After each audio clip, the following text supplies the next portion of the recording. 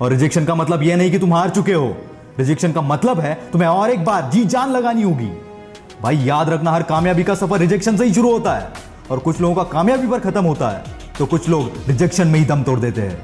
आज की वीडियो में 5 कहानियां मैं आपके साथ शेयर करूंगा और कहानी सुनने के बाद कमेंट्स में बताना कि इनके जितने रिजेक्शन आपने फेस किए, और अगर जवाब है नहीं तो सवाल ही नहीं आता रिजेक्शन के डर से पीछे हटने का।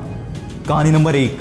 ज्यादातर लोग गरीबी से अमीरी तक का सफर देखते हैं, लेकिन इस बंदी ने अमीरी से गरीबी तक का सफर 8 साल की उम्र में ही देख लिया।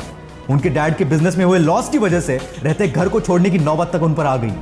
सभी ऐशो आराम को छोड़ने पड़े और ऐसे हालात में 8 साल की उम्र में इन्होंने सपना देखा सिंगर बनने का और गाने लिखना और कंपोज करना शुरू कर दिया। पर इनका सपना तब टूटा जब स्कूल के सिंगिंग ग्रुप से इन्हें यह कहकर निकाल दिया कि तुम्हारी आवाज बहुत भारी है और तुम ठीक से गा भी नहीं सकती। और इसी भारी आवाज की वजह से कई बार इन्हें रिजेक्शन का सामना करना पड़ा। पर यह बंदी तो हार मानने को तैयार नहीं थी। इतनी मुश्किलों के बावजूद इन्होंने अपना पहला एल्बम लॉन्च किया और वो फेल हो गया। दूसरा एल्बम लॉन्च किया और वो भी फेल हो गया। पर कहते हैं ना, जहां जिद है वहां कामयाबी को भी झक मार के आना ही पड़ता है।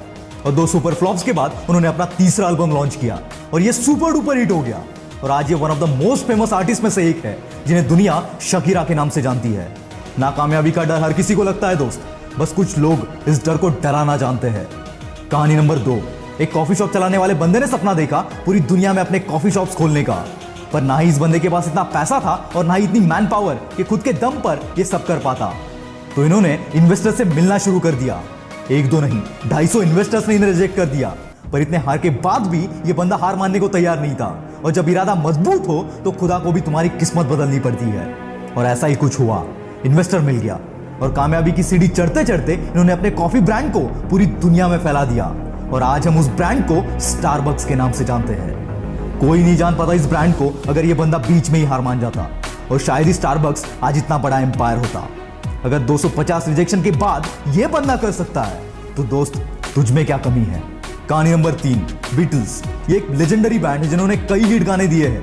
करियर की शुरुआत में जब वो अपना पहला गाना रिकॉर्ड करने के लिए डेका रिकॉर्डर्स के एग्जीक्यूटिव से मिले, तब उन्होंने बीटल्स को यह कहकर रिजेक्ट कर दिया कि गिटारिस्ट म्यूजिक के लीग में ही नहीं आते और इसमें आपका कोई फ्यूचर नहीं होगा और ना ही कभी आपके दिन आएंगे। इतना सब सुनने के बाद हार मान जाए तो वो लेजेंड कैसे।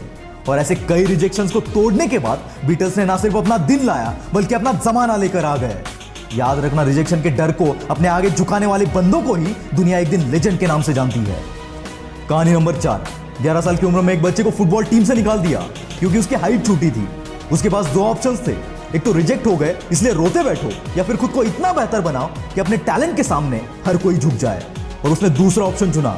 उस बंदे का नाम है लियोनेल मेसी, जिसके गेम की आज पूरी दुनिया दीवानी है। चमत्कार रियल लाइफ में भी होते हैं दोस्त, बस बंदा जिद्दी होना चाहिए। कहानी नंबर 5। ये बंदा हमेशा मेरा फेवरेट रहा है। इनके जितने रिजेक्शंस और फेलियर अगर किसी नॉर्मल बंदे के लाइफ में आते तो शायद ही वो सर्वाइव कर पाता। पर इन्होंने ना बस सर्वाइव किया पर ऐसी कामयाबी हासिल की जिसकी मिसाल आज तक दी जाती है। 24 साल की उम्र में उनके मंगेतर का निधन हो गया। खुद का बिजनेस शुरू किया पर वो भी फेल हो गया।